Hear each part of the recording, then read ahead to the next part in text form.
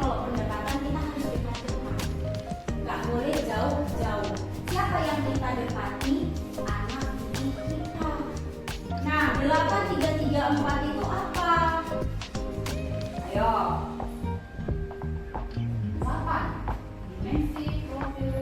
Ya, 8 DPL itu apa saja? 8 itu adalah 8 DPL. Yang pertama, keimanan apa, Bu? Nah, keimanan dan ketakwaan terhadap Tuhan yang Maha Esa. Kemudian yang kedua, kewargaan. Yang ketiga, penawaran kritis. Yang keempat, kreativitas. Yang kelima, kolaborasi. Keenam, kemandirian. 7, kesehatan. Dan yang terakhir, komunikasi. Adakah di modul Bapak Ibu 8 dimensi tersebut?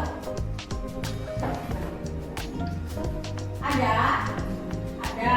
Kalau ada berarti modul tersebut sudah masuk ke dalam kriteria RPM. Jadi bentuknya apa itu? Pengalaman belajar yang meliputi memahami, terus mengaplikasikan, kemudian merefleksikan. Yang terakhir, oh tidak, saya pikir gak fokus.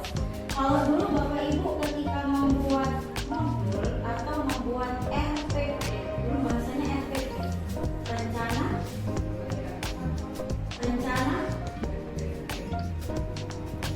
pelaksanaan pembelajaran. Di rencana pelaksanaan pembelajaran, ketika Bapak Ibu membuat indikator atau di atas indikator ada tujuan pembelajaran. Di situ kita biasa menggunakan KKO. Rencanakan menjadi apa itu? Menjadi 3 pengalaman pembelajaran. Yang mana saja itu? Yaitu dimulai dari memahami. Setelah dipahami, harus dia diaplikasikan.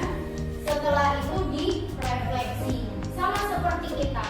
Awalnya sebelum kita mengajar murid yang memang sudah kita ampuh, kita harus memahami terlebih dahulu kondisi murid, gaya belajar murid, serta kebutuhan belajarnya. Tidak mungkin kita masukkan pembelajaran begitu saja, harus kita pahami dulu. Sehingga sesudah kita pahami, kita buat yang namanya biasanya ada yang namanya tes diagnostik, yaitu tes pengetahuan awal. Tes pengetahuan awal itu nanti dapat Ibu laksanakan di awal semester. Tes diagnostik itu sendiri ada 2 jenis. Dia ada kognitif tentang pengetahuan, ada juga dia non kognitif. Supaya apa? Nanti Bapak Ibu tidak menebak-nebak. Anak ini kok nggak bisa, anak ini kok nggak bisa. Jadi Bapak Ibu sudah punya gambaran sebelum Bapak Ibu merencanakan pembelajaran. Nah, setelah diketahui hasil tes diagnostik itu, barulah Bapak Ibu merancang pembelajaran. Nah, merancang itu masih dalam tahap pembuatan konstruksi yang nantinya sudah jadi RPM Bapak Ibu aplikasikan, berarti dipraktekkan. Setelah dipraktekkan, pasti di RPM itu ada namanya LKPD, ya kan? Ada juga lembar evaluasi. Lembar evaluasi untuk apa? Untuk pengetahuan. Nah, pengetahuannya yang kapan?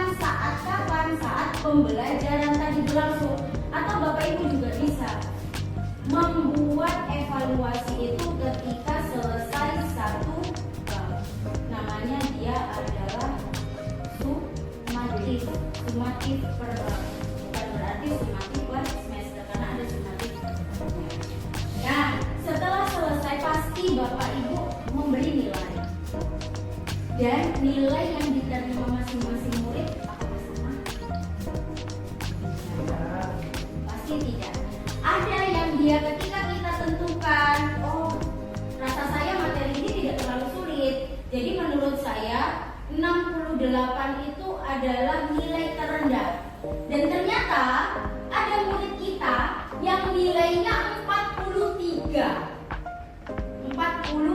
Ada nilainya 43. Berarti kita harus melakukan refleksi. Di refleksi ini gunanya untuk apa sih? Untuk memperbaiki pembelajaran pada pertemuan berikutnya.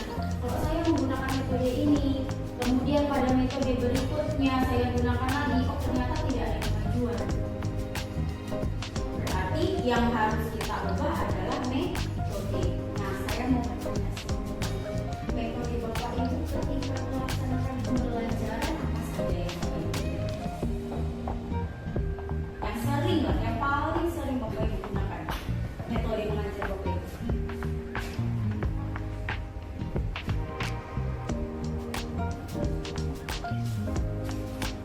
Diskusi. Selain diskusi, tanya jawab. Selain itu demonstrasi. Selain itu ceramah. Selain itu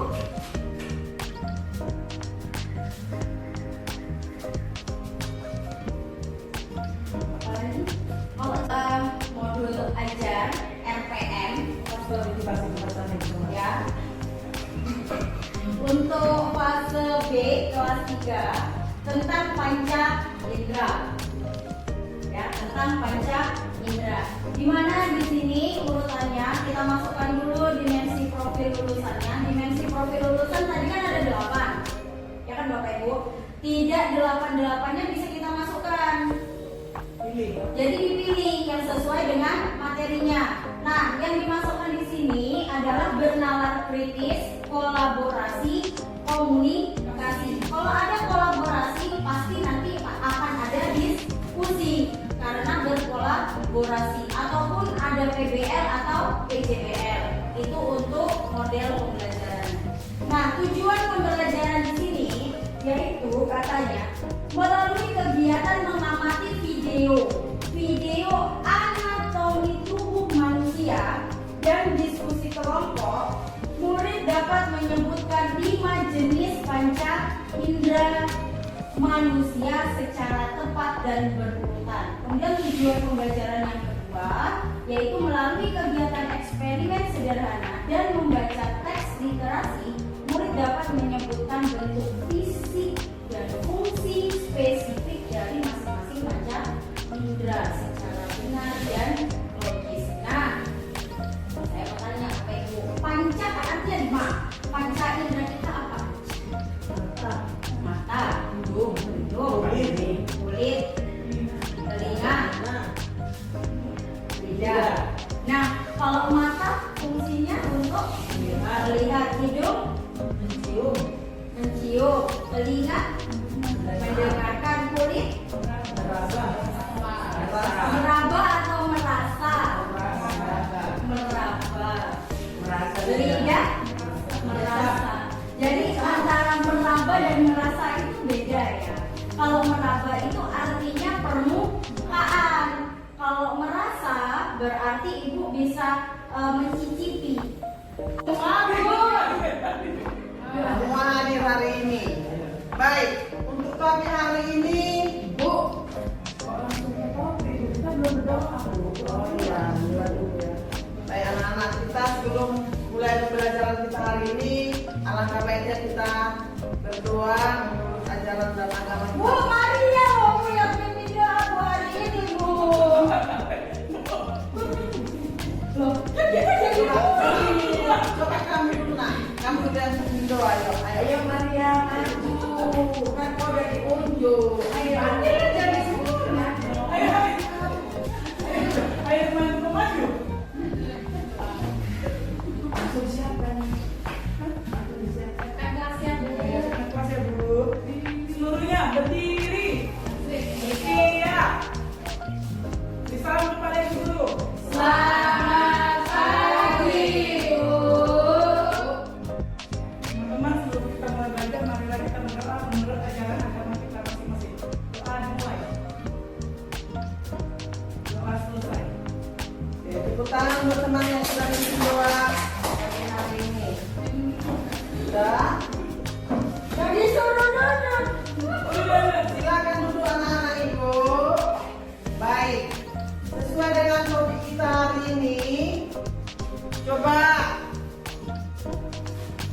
Siapa yang tahu apa arti energi?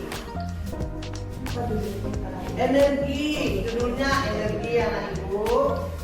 Apa kira-kira yang terlintas di pikiran anak ibu semua yang ada di kelas 3 ini? Apa kira-kira itu energi?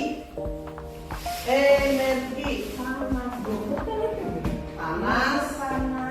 Boleh. Terus tadi si Tio tadi dari rumah jalan kaki apa diantar orang tua? Sepeda, Bu. Naik sepeda. Ya, tepuk tangan. Si Tio tadi ada sarapan dulu dari rumah. Iya. Tio itu sampai ke sekolah adalah pertama sekali dia bangun, mandi, pakaian, lalu dia sarapan dulu. Biar bagaimana? Biar ada energi ya. Kayak tangan ini punya tenaga ini di kepala ini. Biar ada energi Tio untuk sampai ke rumah sekolah dari rumahnya. Gimana rumah Tio?